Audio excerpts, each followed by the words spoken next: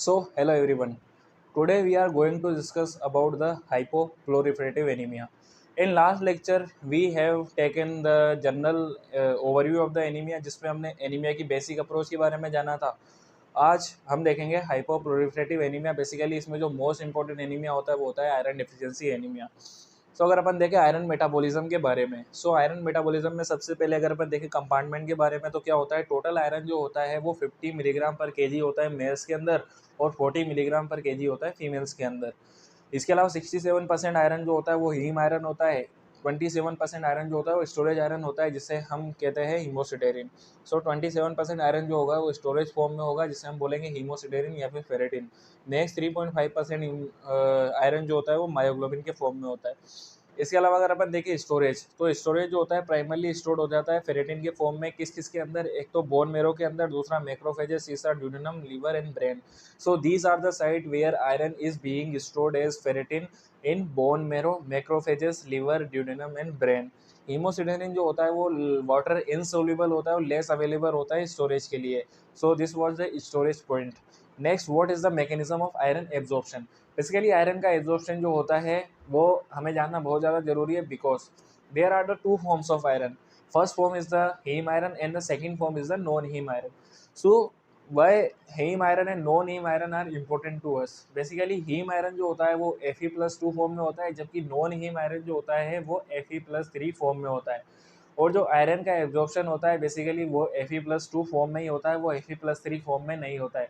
इसलिए आयरन जो होता है वो फेरस फॉर्म में जो होता है वो एब्जॉर्ब होता है, वो फेरिक फॉर्म में एब्जॉर्ब नहीं होता है। इसलिए फेरिक फॉर्म को फेरस फॉर्म में कन्वर्ट किया जाता है with the help of the duodenal cytochrome B. So duodenal cytochrome B जो होता है वो नॉन हीम आयरन जो कि फेरिक फॉर्म में होता है उसको कन्वर्ट करता है फेरस फॉर्म में। आयरन का एब्जॉर्प्शन बेसिकली एक दो जगह पे होता है, एक तो ड्यूडेनम में और जेजुनम में। Next, what is the mechanism of iron absorption? अगर आयरन एब्जॉर्प्शन की मैकेनिज्म के बारे में अगर अपन समझे, तो सबसे पहले आयरन जो होता है वो हीम आयरन और नॉन हीम आयरन दोनों फॉर्म में प्रेजेंट होता है फूड के अंदर। नॉन हीम आयरन जो होता है बेसिकली वो Fe+3 फॉर्म में होता है, जिसे फेरिक फॉर्म भी कहते हैं, वो कन्वर्ट होता है फेरस फॉर्म में with the help of duodenal cytochrome B.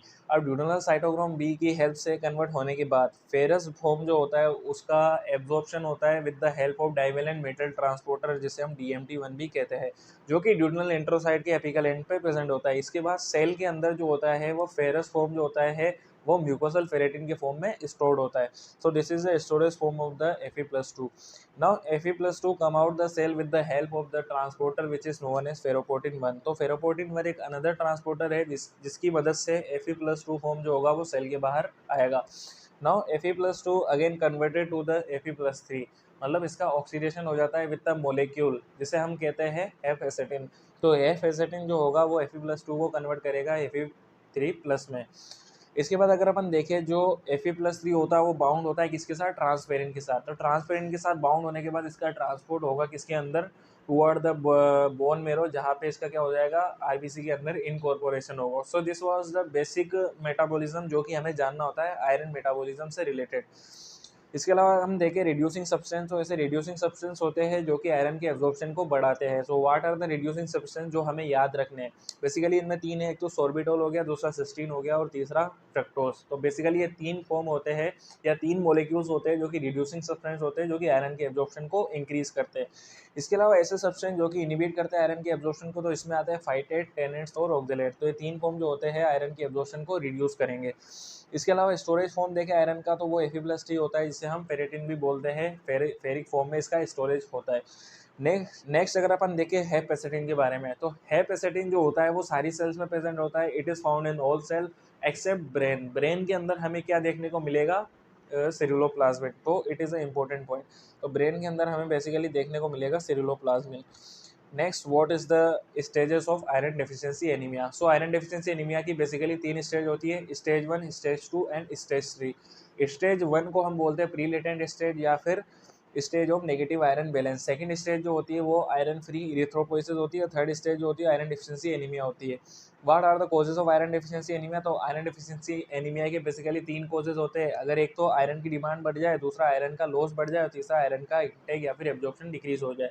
अब आयरन की डिमांड बढ़ेगी तो किस कंडीशन में हमें देखने को मिलेगा? एक तो रैपिड ग्रोथ इन इन्फेंसी और प्रेगनेंसी। इन दो कंडीशन में क्या हो जाएगा? आयरन की डिमांड बढ़ेगी। दूसरा आयरन का लॉस बढ़ जाए किस किस केस में देखने को मिलेगा, एक तो क्रोनिक ब्लड लॉस में आयरन का लॉस बढ़ जाता है, और दूसरा हुकवन मैनिफेस्टेशन जैसे कि एंकाइलोसोमा duodenal.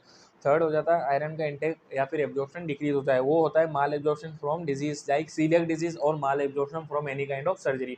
So this was the stages and the causes of the iron deficiency anaemia.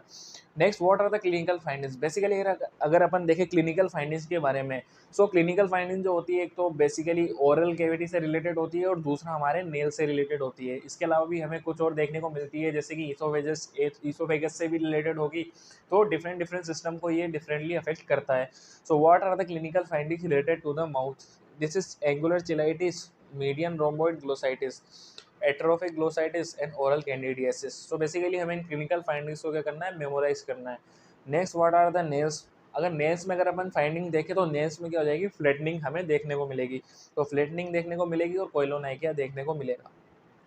What is the blood picture of iron deficiency anaemia. So iron deficiency anaemia में हमें तीन फाइंडिंग देखने को मिलती है, एमसीवी, एमसीएच और एमसीएचसी। तो ये ब्लड पैरामीटर जो होंगे तीनों रिड्यूस होंगे किसमें, आयरन डेफिशिएंसी एनीमिया में। एमसीवी अगर 80 से कम होगा तो माइक्रोसाइटोसिस होगा। एमसीएच अगर 27 पिकोग्राम से कम होगा तो इसे हम बोलेंगे हाइपोक्रोमिक, और एमसीएचसी जो होता है वो हीमोग्लोबिन कंसंट्रेशन होता है आरबीसी के अंदर। ब्लड पिक्चर के बारे में अगर अपन देखें तो बेसिकली हमें ब्लड पिक्चर के अंदर जो होगा अनाइसोपोइक्लोसाइटोसिस देखने को मिलेगी और पेंसिल सेल जो होगी वो देखने को मिलेगी। So this was all about the blood picture of the iron deficiency anaemia. Next, degree of anisopoikilocytosis. So degree of anisopoikilocytosis जो होगी वो सबसे पहले देखने को मिलेगी। इसको हम मेजर करते हैं एक इंडेक्स से, जैसे हम बोलते हैं RDW, red cell distribution with, जो कि होती है नॉर्मल वैल्यू 11.5 टू 14.5। तो this was all about the normal blood picture और blood findings of our iron deficiency anaemia. Next, what is the Mentzer index. तो बेसिकली जो मेंजर इंडेक्स होता है वो mean corpuscular volume divided by RBC count होता है। इससे related हमें एक पॉइंट याद रखना है कि ये रिस्पॉन्सिबल होता है डिफरेंशिएट करने के लिए आयरन डेफिशिएंसी एनीमिया को थैलेसीमिया से। सो आयरन डेफिशिएंसी एनीमिया के केस में क्या होगा, इसकी वैल्यू लेस देन 13, नहीं सॉरी, आयरन डेफिशिएंसी एनीमिया के केस में इसकी वैल्यू होगी मोर देन 13 और थैलेसीमिया के केस में इसकी वैल्यू होगी लेस देन 13। अब बोन मेरो के बारे में देखें तो बोन मेरो जो होती है वो हाइपोप्रोलिफरेटिव होती है, जिसके बाद क्या होता है, इरिथ्रोइड हाइपरप्लेजिया देखने को मिलेगी। मोस्ट कन्फर्मेटरी टेस्ट जो होता है इसमें पर्शियन ब्लू स्टेनिंग जो होती है वो आयरन स्टोरेज को शो करती है बोन मेरो के अंदर। What are the abnormal parameters in iron deficiency anaemia. So हमें इनमें बेसिकली चार पैरामीटर्स को याद रखना है। एक तो serum ferritin, second is serum iron, third is serum total iron binding capacity and fourth is the transferring saturation. तो सीरम फेरेटिन जो होता है यहाँ पे इस केस में क्या हो जाएगा, लो हो जाएगा, जो कि स्टोरेज फॉर्म है आयरन का। सो अगर आयरन ही रिड्यूस होगा तो इसका स्टोरेज फॉर्म भी ऑटोमेटिकली रिड्यूस हो जाएगा। ये स्पेसिफिक टेस्ट होता है लेकिन सेंसिटिव टेस्ट नहीं होता है। सेकंड, सीरम आयरन देखें तो सीरम आयरन की वैल्यू भी क्या होती है, यहाँ पे लो होती है। टोटल आयरन बाइंडिंग कैपेसिटी जो होती है यहाँ पे बढ़ जाती है, because there is no free iron to bind with the transferrin.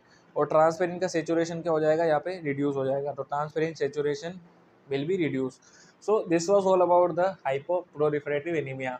In next class we will see another type of anemia. So thank you so much guys.